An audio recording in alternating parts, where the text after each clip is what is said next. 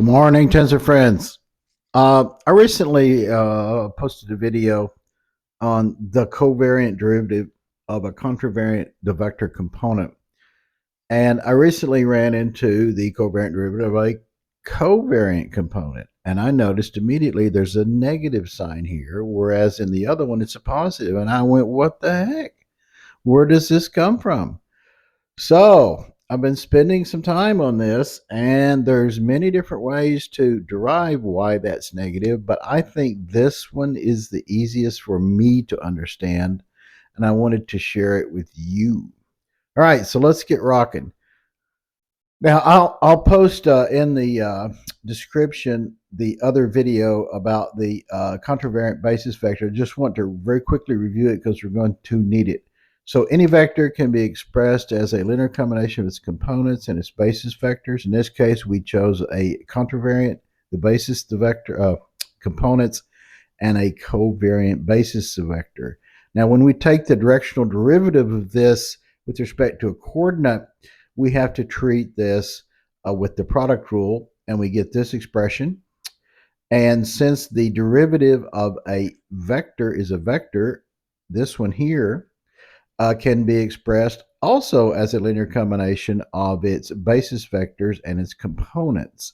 Turns out these components are the item we call Christoffel, the symbols. And that was all in the previous video. So we substitute that back into here. We swap the indices. We've got some dummy indices here or summation indices. I can swap the i's and the k's. Totally legal to do that.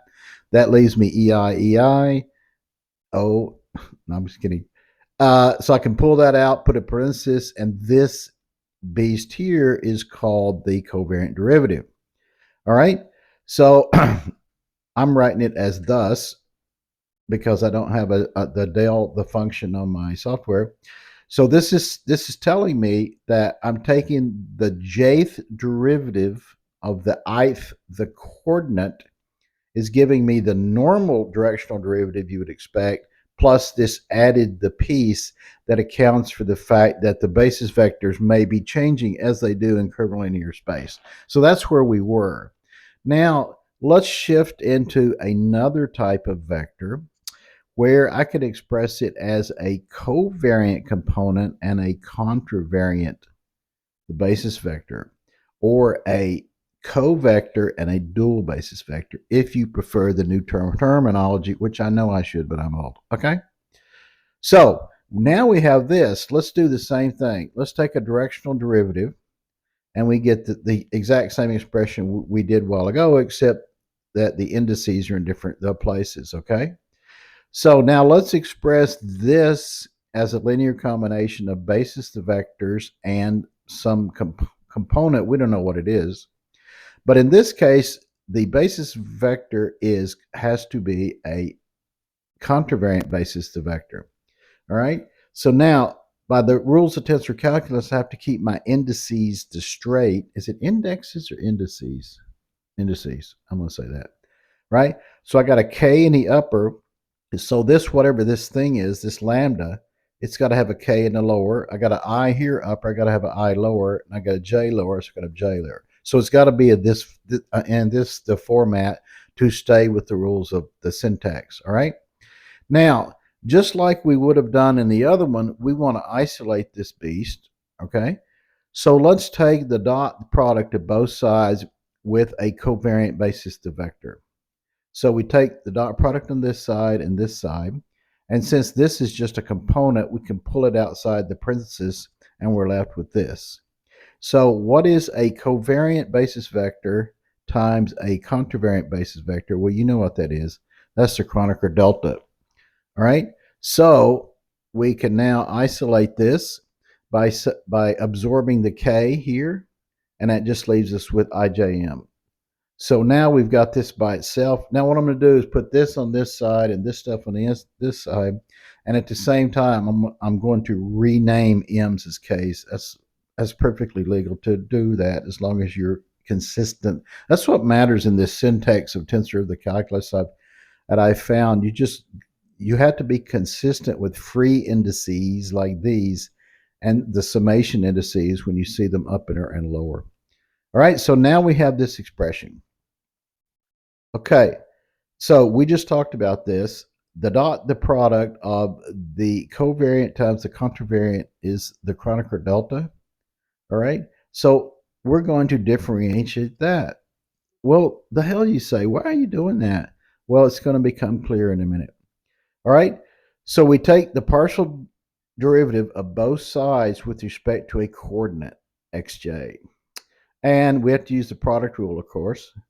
So we do that and we expand it as thus: the first time derivative of the second plus the second times derivative of the first equals the partial derivative of the Kronecker delta with respect to the coordinate. But the Kronecker delta is a constant, and so you know that's 0, right? So now we can move the other guy to the other side of the equation, and we got a negative sign here. Okay? Well, let's go all the way back to when we did this the first time. We had the partial derivative of this basis vector with respect to the jth, the coordinate, was actually defined as this: a component times the basis the vector. All right? So we want to isolate this component, which turned out to be called the Christoffel, the symbol. So we do the same trick.